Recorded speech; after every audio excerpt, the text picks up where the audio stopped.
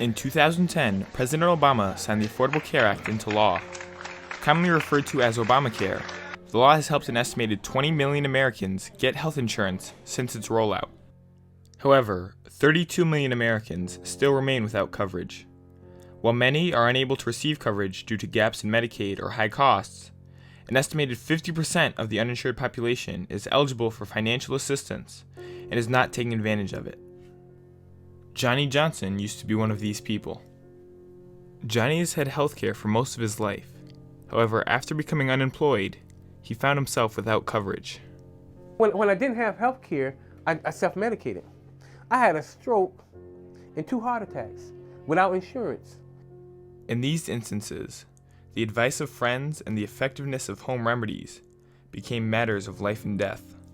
Well, knowing that apple cider vinegar and honey can help me because it thins your blood, which it did.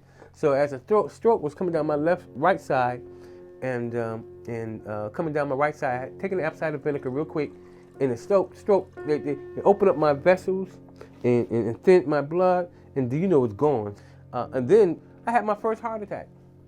I had the first heart attack again. I felt the pain. I don't like pain. I felt it, and I quickly went to apple cider vinegar and honey. After a third close call just days later, Johnny decided to look for help from Obamacare. Thanks to the expansion of eligibility, Johnny was one of 200,000 people in Connecticut to receive coverage under Medicaid. He immediately used his insurance to get an MRI, the results of which shocked his doctors. The doctor says, Mr. Johnson, this report here says you had a stroke and a heart attack. I said, I had 2. so he says, so what happened? I said, hey, I did apple cider vinegar and honey. Unfortunately, Johnny soon found himself cut off from Medicaid. This is not uncommon, as many people fall through the cracks of the system for unclear reasons. Johnny returned to self-medicating and was doing well until things took a turn for the worst. After that, my mouth, I started bleeding from my mouth. So in June all the way down to July 4th, I was bleeding from my mouth. And I didn't know what it was, but my stamina was getting real bad, and I didn't have no health insurance. Without coverage, Johnny was worried about the cost of seeking help.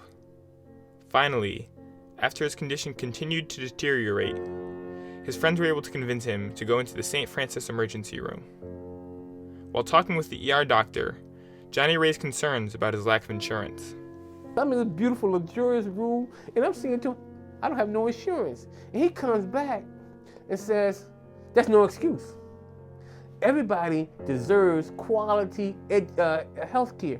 And I was blown away with that. St. Francis helped Johnny re-enroll under Medicaid, and once again he was able to receive treatment thanks to Obamacare. Unfortunately, Johnny's excitement was short-lived, as he soon received his diagnosis.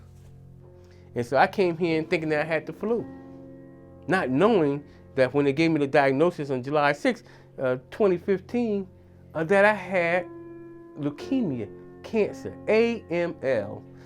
When he was admitted, Johnny was in the worst condition of all the patients in the cancer unit. He immediately started an aggressive chemotherapy treatment. Do you know Muhammad Ali knocked George Foreman out in the 8th round? Well, I did 8 rounds of chemo. Over 823 hours of chemotherapy. After his 8th round, Johnny was declared 99.99% cancer-free. He had beaten leukemia. He now is investigating getting a transplant to help his body recover from the effects of chemotherapy. Without Obamacare, without any insurance, for me to even think about a transplant would have been probably not in my thoughts at all. And so when you talk about Obamacare, how you feel about it, I feel great about it. If I was still self-medicating, the probability of me being a dead man was great. Those are people who are doing that. I say go and get a doctor right now, get yourself checked, and get yourself checked annually so you don't have to discover whether or not you have a debilitating disease like I have on the fly. For the millions of Americans like Johnny that receive coverage under the Affordable Care Act, Obamacare may have literally saved their lives. However, millions of Americans that already had coverage have been negatively affected by the law. Dr. Robin Santiago had to switch insurance plans as a result of Obamacare. However, her bigger concern is the effect that Obamacare is having on the healthcare landscape.